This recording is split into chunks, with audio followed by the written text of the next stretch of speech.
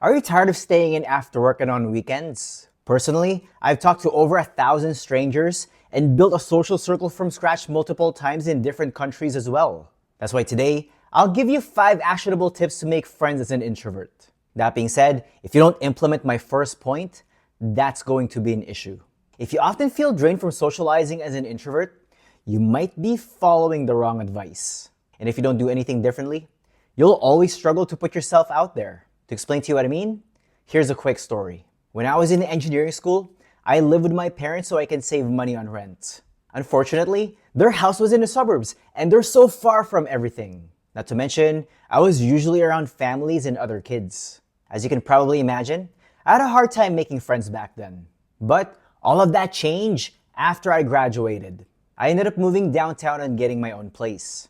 I lived in a central area and it was filled with other working professionals. They were closer to my age, and we had more things in common. As a result, I had an easier time meeting like-minded people, simply because I was exposed to them more often. You see, that experience taught me a very important lesson. To build a quality social circle, location is everything. I actually gave the same advice to one of my clients. He's an electrical engineer, and he's been struggling to make friends for years. But when he started going to the right places, making connections became more effortless for him. That being said, if you want to implement this, just think of the types of people that you want to connect with.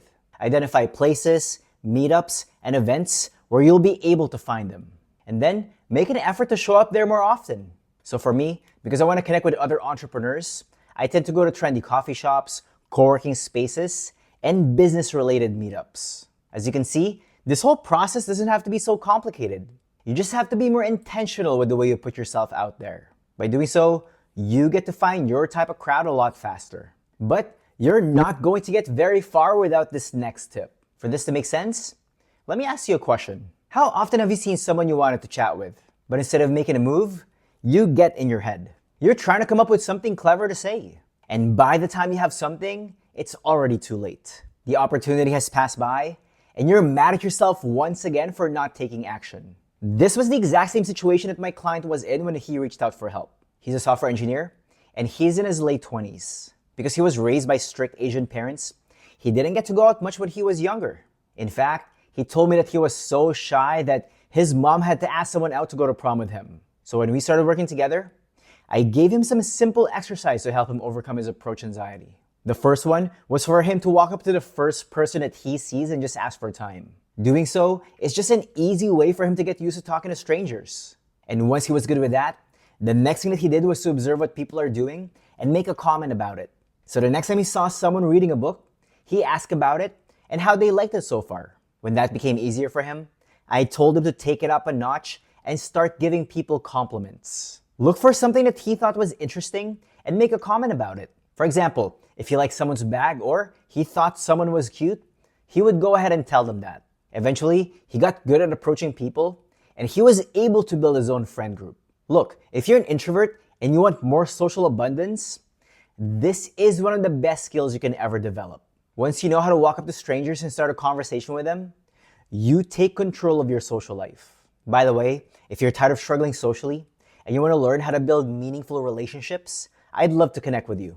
Book your free consultation by clicking the link below. But without this next point, you'll often get overlooked. If people don't seem to be taking you seriously, there's something important that you need to keep in mind. If not, then you'll always struggle to connect with others. For me to explain this to you, I want you to imagine how you got your job. Well, for starters, you probably had the right education and experience. You were qualified for the role, and the person hiring recognized that. They thought you were a good fit, and that's why they made you an offer. Now, imagine if you tried getting that job, but without any of your credentials. Your degree was unrelated, and you haven't done a whole lot in your industry.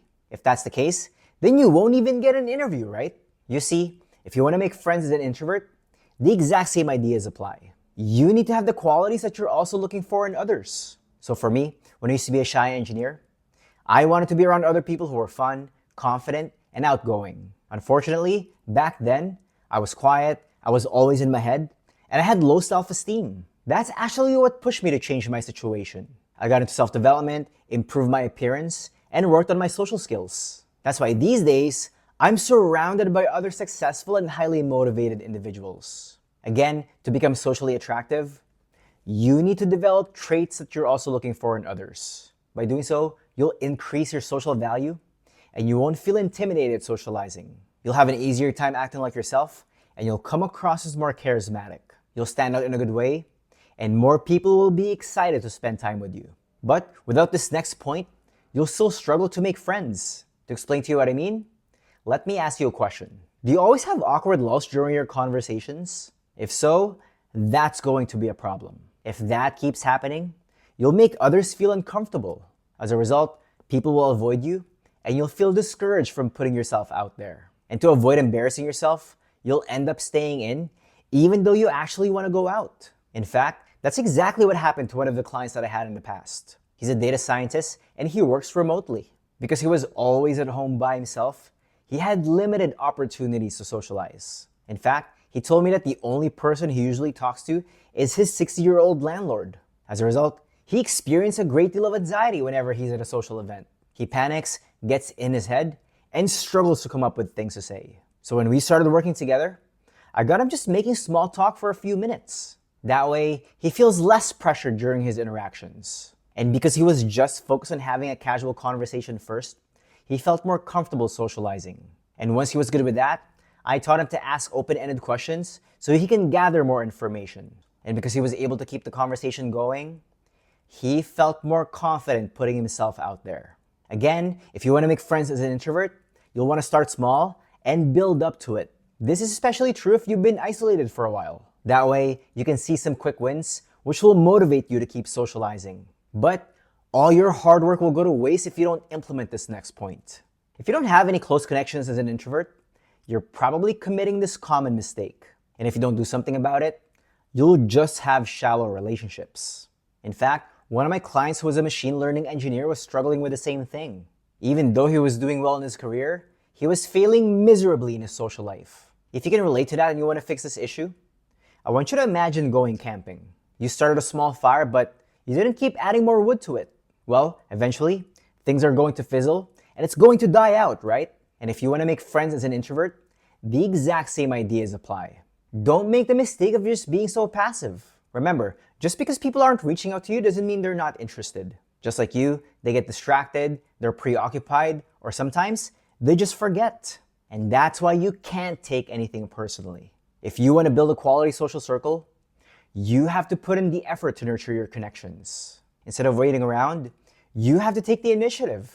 Be the first one to reach out to others. You can send people a text, message them on social media, or better yet, give them a call. You can also organize dinners, happy hour drinks, or just coffee hangouts. And that's exactly what my client did.